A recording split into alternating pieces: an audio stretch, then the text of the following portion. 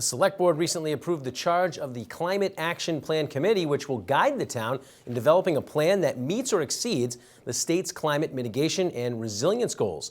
Municipal producer Yushao Yuan talked to Select Board Vice Chair Marianne Cooley and DPW Director Karis Lustig about the work of the committee. Addressing climate change has been an ongoing effort in town. Needham became a green community in 2020, committing itself to reduce municipal energy use by 20% over 5 years. Residents have seen more and more solar panels pop up on roofs of not only the municipal buildings, but also residential houses.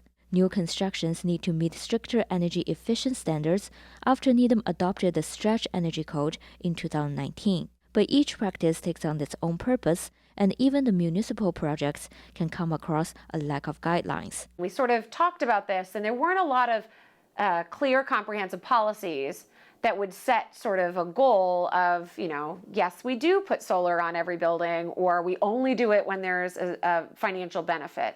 And so I think the idea of having a climate action plan committee who can put together a plan is really having some consistency across every department, division, and committee to understand that these are what our values are as a community, and this is what we should be striving for as part of our governmental services. Earlier this year in March, Governor Charlie Baker signed into law the Critical Climate Bill that sets ambitious statewide goals for reducing greenhouse gas emissions. Under the new law, the state must achieve net zero by 2050. In addition, emissions must be 50% lower than they were in 1990 by 2030 and 75% lower by 2040. As the state embarks on a roadmap for the next generation, Needham is also gearing up for a more strategic plan.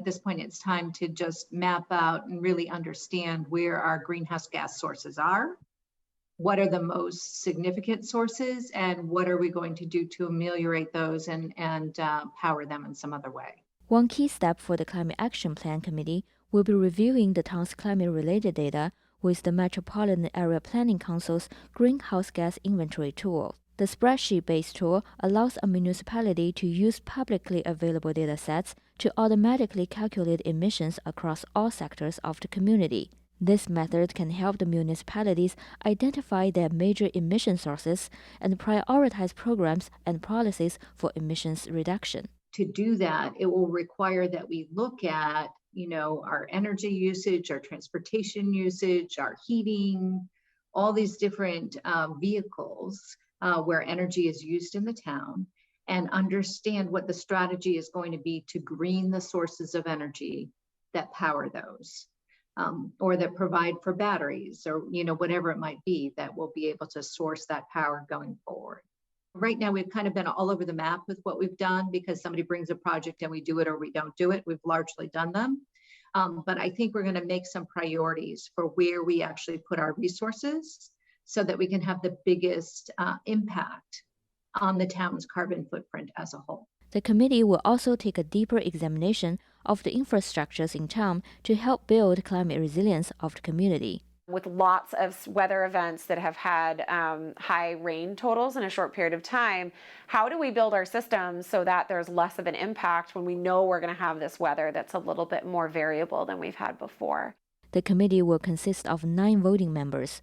According to Select Board Vice Chair Marianne Cooley, 5 of them likely will be appointed residents at large. Cooley has been interviewing candidates since November. The goal is to assemble the committee by the end of this year. There's a lot of known suspects who have been involved with Green Needham, some who have come forward, and there have also been some people who we weren't familiar with. And I think, as you know, I have been engaged actually in working quite hard to cast a wider net for people to come forward, and working with a variety of groups within town so that perhaps some BIPOC individuals might be involved, in addition to people who have typically been involved.